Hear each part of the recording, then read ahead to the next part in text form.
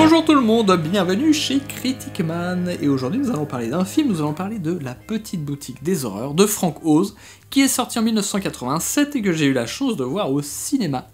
Et bah oui, à Caen, dans ma petite ville de Caen, eh bien il y a des cinémas réessais, et de temps en temps, régulièrement, très régulièrement, ils ressortent des films, et donc c'est l'occasion de les voir en salle, et ça c'est extraordinaire. Renseignez-vous dans votre ville, peut-être vous avez la chance d'avoir un cinéma à réessai, il y en a plus qu'on ne croit.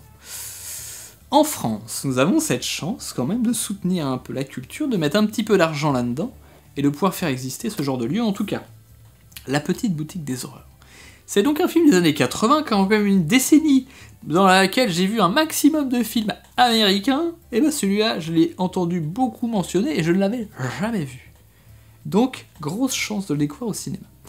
La Petite Boutique des Horreurs, qu'est-ce que c'est? C'est une histoire d'un homme qui travaille dans une boutique de vente d'un fleuriste et plantiste, mais qui fonctionne plus très bien.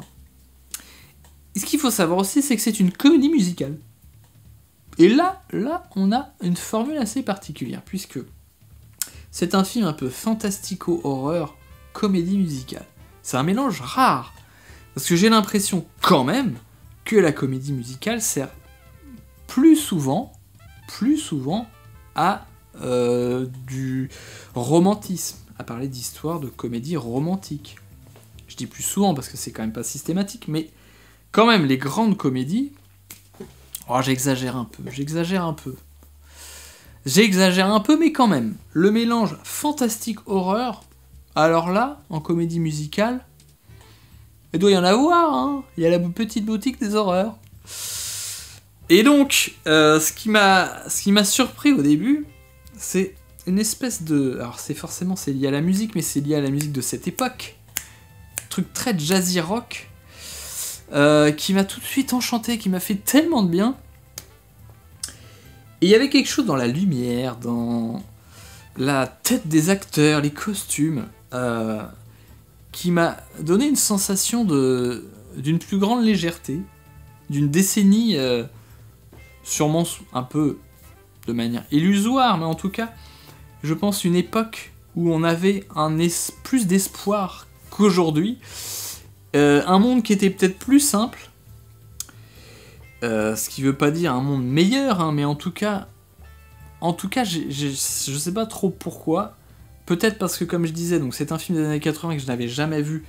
Donc ceux que je connais bien, que j'ai déjà vus, et ben je les ai emmenés avec moi jusque dans les années 2000. Alors que là, j'ai été plus frappé par l'époque, vous voyez. Contrairement aux films des années 70 qui sont beaucoup plus sombres, parce que c'est un moment, une espèce de désillusion des années 60 qui était un espoir, et bien en fait non, donc et là il y a la parano, il y a plein de trucs historiques qui amène à ça. Et les années 80, aux États-Unis en tout cas, c'est peut-être le moment, la fin de la guerre froide, ce genre de choses. Et donc il y a une espèce d'espoir, de plaisir qui va revenir. Et je trouve qu'on sent à travers le film. Et donc, la comédie musicale, bah forcément, c'est encore plus exubérant, ce délire, ce foisonnement. Et donc, voilà, cette histoire de ce petit gars qui est dans une boutique un peu foireuse dans la banlieue de New York. Et puis, tout d'un coup, bah, y a un petit truc un peu magique, et puis bah, ça va transformer cette boutique, ça va relancer le truc. Voilà. Ça, c'est pour l'histoire, j'en dirai pas plus. Mais donc, gros réjouissement. Alors, si vous n'aimez pas la comédie musicale du tout, quelle que soit sa forme, forcément ça va être compliqué. Mais je trouve que ben là, ce côté jazzy rock, déjà, ça donne une autre sensation par rapport à des chansons. Ouais, si on pense à Disney par exemple, là, c'est peut-être pour ça que je parlais de romantisme, c'est dans les Disney. Là, ça fait des chansons beaucoup plus drôles. Et donc peut-être que ça pourrait vous faire tourner vers j'aime un petit peu la comédie musicale. Et donc, ouais, vraiment surpris par le mélange de genres.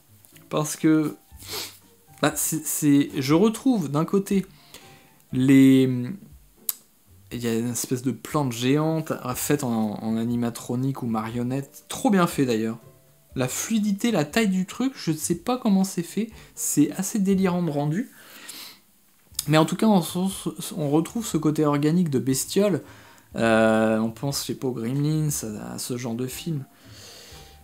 Et donc, cette dimension fantastique créature, en mode comédie musicale, ça fait vraiment un mélange que j'avais jamais vu.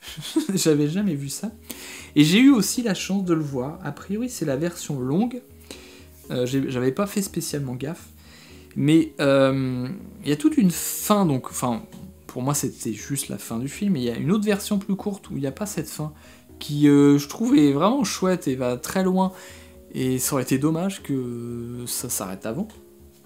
Donc chance, si vous voulez le voir en vidéo, peut-être jeter un coup d'œil sur quelle version vous allez avoir.